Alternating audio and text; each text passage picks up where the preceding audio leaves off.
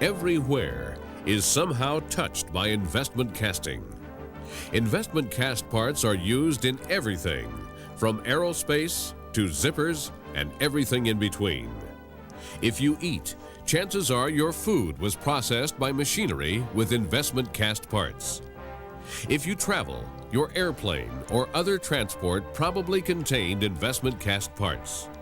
If you've been to a doctor, you have likely seen surgical tools which were investment cast. You may even have an investment cast artificial bone. If you go to the dentist, you probably carry an investment casting in your mouth. If you play golf, your clubs could be investment cast. And your military is one of the greatest consumers of investment castings, both in terms of ordnance and aerospace applications. While investment casting has many modern uses, the basic process has been used for more than 6,000 years to produce sculptures, jewelry, and ornaments.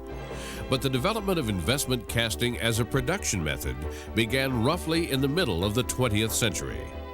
The industry has grown steadily since that time, and today enjoys annual sales in the United States alone of more than $3 billion. Investment casting is the only metalworking process to produce net cast parts. A net cast part is one which is usable as is, without expensive and time-consuming machining, welding, and multiple assembly. Investment casting can and frequently does do all these things. Investment casting saves time, money, and materials. Investment cast parts are designed to minimize the cost of producing close tolerance for finer finish parts. Machining is frequently eliminated. Multiple part assembly can also be eliminated because investment casting combines the best of several manufacturing processes. The initial tooling cost for investment casting is inexpensive, and there is little or no waste of expensive alloys. Investment casting is the designer's dream. It offers infinite alloy choices, new design parameters, thin walls, better finishes, internal cores, and more. Restrictions are few. Investment castings are regularly produced in weights from a fraction of an ounce to several hundred pounds. Some fine arts castings can weigh several tons. The majority of parts, however, are in the relatively small category. Now, let's follow the investment casting process through some typical foundries. To begin the process, wax patterns are made by injecting molten wax into an aluminum die to make an exact replica of the part.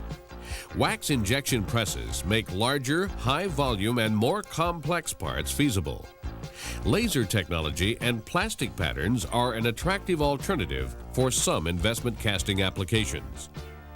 In the next step of the process, the patterns are assembled with great care on a post or sprue, which is in turn fastened to a pouring cup. Attention to detail is critical if the molten metal is to find its way into each detail of the mold.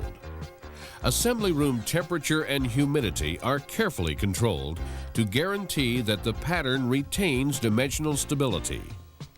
Complex runner systems are required in many cases to provide the gating or metal flow channels in the mold. The completed assembly is then processed to produce a ceramic shell mold. This is accomplished in several stages. First, the wax assembly is dipped into a cleaning or etch bath, and then pre-wet before it is dipped into the first coating of slurry. This is a critical step in the process, for the operator must produce an almost flawless coating upon which to build the shell. The assembly is carefully examined, and any bubbles in the coating are burst with an airstream.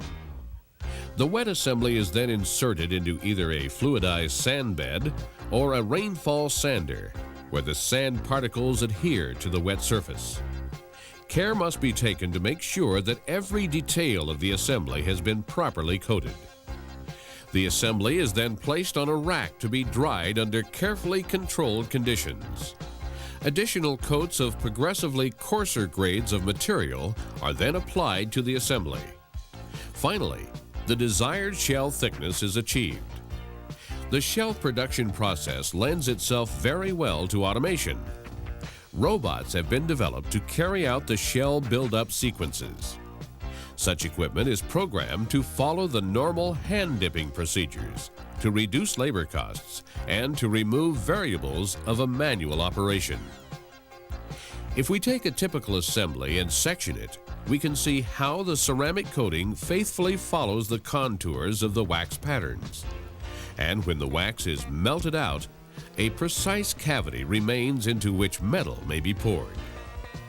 The next step in the casting process is to remove the wax and fill the mold with hot metal. The removal of the wax is usually a two-step process. First, the major portion of the wax is removed in a steam autoclave. Next, the shell is placed into an oven where the last remaining wax is burned out and the ceramic shell fired. The metal, which has been melted in an induction furnace, is poured into a transfer ladle. It is then poured into the preheated shells and allowed to cool. Different types and sizes of ladles are used, depending upon the size of the part to be cast and the alloy being poured. In some cases, the shells are placed into fluidized sand beds for pouring. Light alloys are generally handled quite differently. When the metal has reached the right temperature, substantially lower than in the case of ferrous metals, it is usually placed in a special chamber and poured in a vacuum. The last stage of the process is to remove the shell from the newly formed cast. After the molten metal is cooled, the ceramic shell is removed either by vibratory methods or with high-pressure water jets. In some cases, the remaining shell material is removed in a blasting cabinet, with the resulting casting assembly looking exactly like the wax assembly previously seen. The individual castings are removed from the assembly through the use of high-speed cutoff wheels and then cleaned in a salt bath. The gates are removed by grinding, and final cleaning is done in a variety of finishing machines. A minimum amount of hand finishing is required when parts are properly cast. Heat treatments are often used to enhance physical properties, and other options frequently improve the already fine finishes of the investment casting. Some parts require careful gauging for possible distortion, and representative samples of every run are carefully checked by quality assurance for strict conformance to specifications. In summary, the investment casting begins with a wax pattern made by using a die. The pattern is mounted with others on a tree or assembly. Next, the assembly is given a fine pre-coat of stucco, followed by several coarser coats of stucco. The wax is removed in a steam autoclave and the ceramic shell fired. The molten metal is then poured into the shell by a transfer ladle. After cooling, the ceramic shell is removed by vibratory methods, and the finished casting appears looking exactly like the original wax pattern. Investment castings may be large or very small, intricate or relatively simple. They are often net cast, precise and completely finished and ready to use as cast. Hundreds of companies representing dozens of industries have replaced thousands of parts by investment casting and saved millions of dollars. What about you? If you're currently using machining, forging, die casting, permanent mold casting, stamping, powder metallurgy, roll forming, or weldments, investment casting can combine the benefits of all these. There may be a better way, the netcast way.